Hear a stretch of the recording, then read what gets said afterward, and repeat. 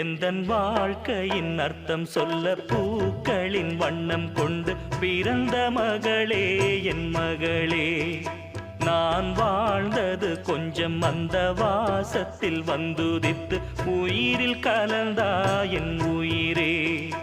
உன் பூவிழி குறுநகை அதில் 1000 கவிதையே. எந்தன் வாழ்க்கையின் அர்த்தம் சொல்ல பூக்களின் வண்ணம் கொண்டு பிறந்த மகளே என் மகளே.